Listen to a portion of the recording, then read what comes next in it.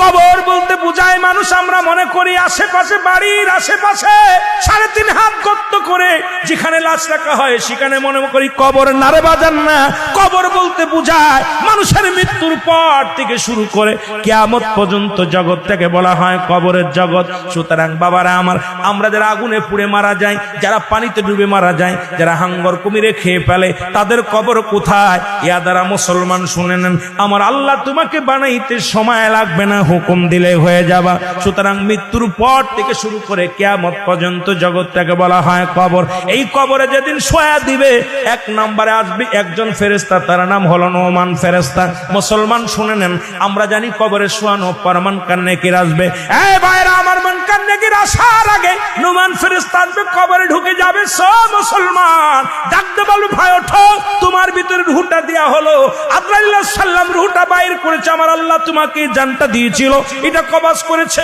এখন আমি তোমার দুজন কেরামন কাতিবিন, দুপাশে দুজন ফেরেশতা ছিল, তারা তোমার আমলনামাটা লিখে রাখছে, ভালো মন্দ সব লিখে রাখছে। এখন তোমার হিসাব হবে, 2টা কাগজ থাকবে নোমান ফেরেশতার হাতের মধ্যে, একটা হলো নেকির কাগজ, একটা হলো বদির কাগজ। এইবার হাতের মধ্যে দিবে, ভাইরে তুমি লেখো, এই তোমার আমলনামাটা লেখো। বলবে আমি লিখবো কেমনে, আমার কাছে তো কোনো কলম নাই। ডাকতে বলে, বান্দারে তোমার কলম হলো ডান হাতের শাহাদাত আঙ্গুল মোবারক। এই মুসলমান এই আঙ্গুলটার বড় দাম। এরে আমরা হলে সুন্নাতুল জামাতের যারা মুসলমান আশিকেরা, শোনো, এই আঙ্গুলের মাথায় সুন জড়ায় না। এই আঙ্গুল দিয়ে আমার নবী চন্ডকে দিয়ে খণ্ডিত করেছে।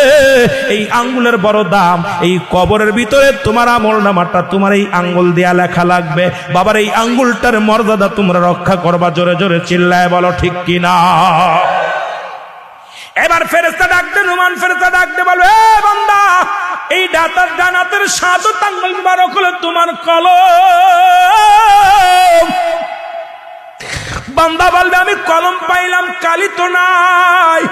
বলবে, কালি তোমার মুখের থুতু মুবারক। জোরে বল আল্লাহু আকবার। এই মুখের থুতু মুবারক তোমার কালি। আমি আপনাদের 2টি পায়ে ধরে বলে যাই, এই মুখ দিয়ে গাজায় টান দিস না, এই মুখ দিয়ে মদে টান দিস না, এই মুখ দিয়ে বিড়ি সিগারেট খাস না, এই মুখ দিয়ে কাউকে গালি দিস না। এই মুখটারে পবিত্র রাখ। মায়ের গর্ভে যখন ছিলাম, মায়ের নাভির সঙ্গে তোমার নাভিটা জুড়াইয়া দিছে, কারণ এই মুখ দিয়ে আমার নবীর দুরূদ পড়বা, এই মুখ দিয়ে কোরআন পড়বা, এই মুখ দিয়ে আল্লাহর জিকির করবা।